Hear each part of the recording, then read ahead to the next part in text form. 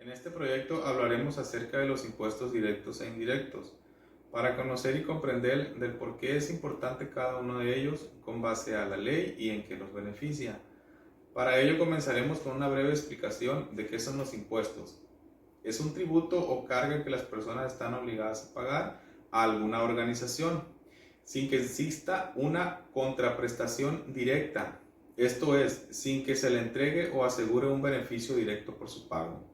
Buenas tardes, a mí me toca hablar de dos impuestos, impuesto directo y impuesto indirecto. El impuesto directo es un impuesto asociado determinadamente con una persona física o jurídica, que en el que se calcula y se aplica sobre y encima de la capital total a sí misma o sobre sus ingresos globalizados en un determinado periodo de tiempo.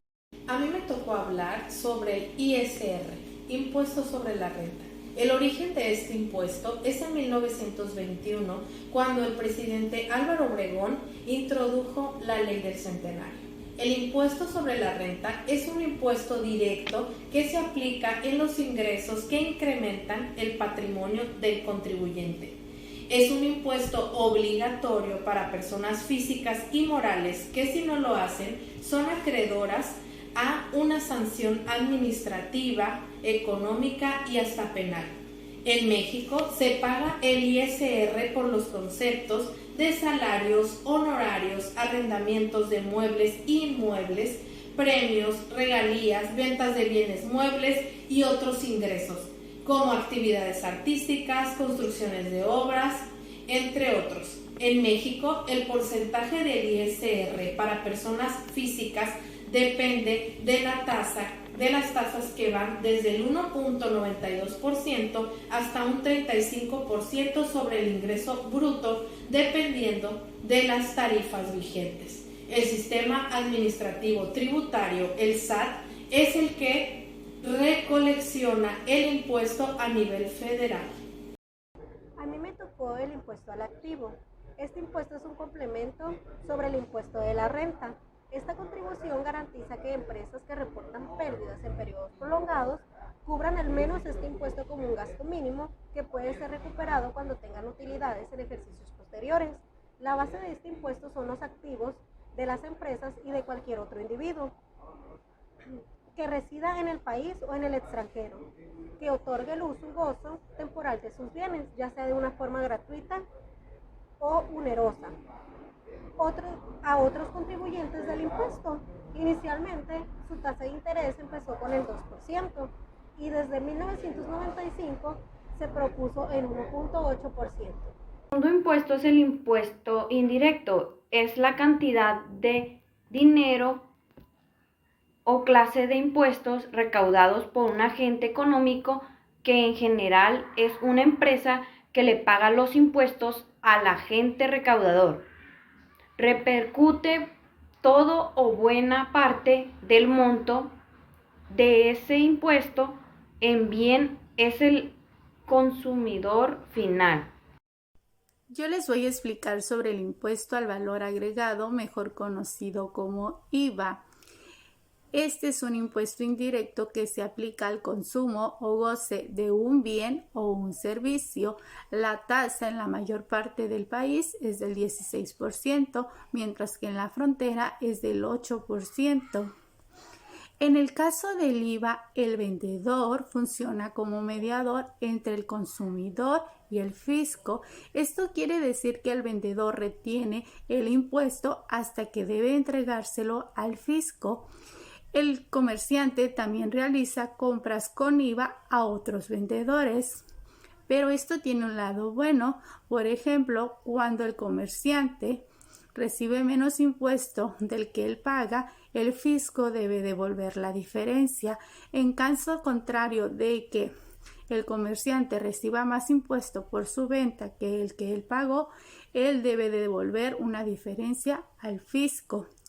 En México existen bienes o productos exentos de pagos de IVA, por ejemplo, las organizaciones como colegios profesionales, las iglesias, los hospitales, también las obras literarias, las obras que son hechas para vivir.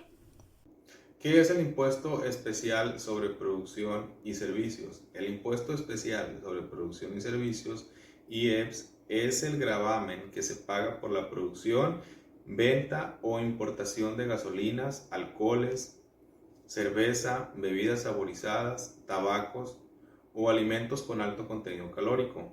De acuerdo con el Servicio de Administración Tributaria, el IEPS, al igual que el impuesto al valor agregado, es un impuesto indirecto. Esto quiere decir que los contribuyentes no lo pagan directamente, sino que lo trasladan o cobran a sus clientes, excepto en importación, y el contribuyente solo lo reporta al fisco. Clasificación de estos: la gasolina, el diésel, bebidas alcohólicas, cervezas y bebidas refrescantes, tabacos, alimentos con alto contenido calórico, juegos y sorteos, telecomunicaciones. ¿Cuándo entra en vigor el IEPS? Entra en vigor en 1980 y se rige por la Ley Especial sobre Producción y Servicios.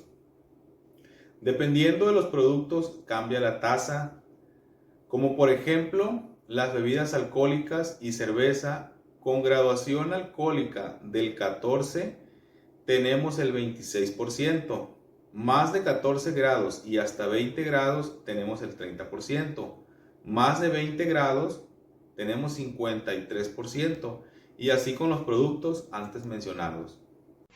Hola, yo les voy a hablar acerca del impuesto ISAN, que es el impuesto sobre automóviles nuevos por sus siglas. Es un impuesto que se cobra al comprar un auto nuevo. Su normatividad aparece en la Ley Federal del Impuesto sobre Automóviles Nuevos, desde 1996 hasta la fecha. El impuesto para automóviles nuevos se calcula aplicando la tarifa o tasa establecida en el artículo 3 de esta ley, según corresponda, ya sea el precio de enajenación del automóvil al consumidor por el fabricante, el ensamblador o distribuidores autorizados o comerciantes en el ramo de vehículos, incluyendo el equipo opcional, común o de lujo, sin disminuir el monto de descuentos, rebajas o bonificaciones. Además, se entiende por automóvil nuevo el que se enajena por primera vez al consumidor por el fabricante, el ensamblador o ya sea el distribuidor autorizado o comerciante en el ramo de vehículos. Algo muy importante acerca de esta clase de impuestos es que se encuentran obligados al pago de ellos las personas físicas o morales que realicen la enajenación de automóviles nuevos en territorio del Estado.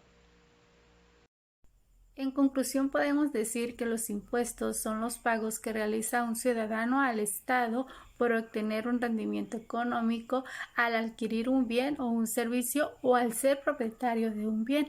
Los impuestos se pagan sin recibir una contraprestación directa.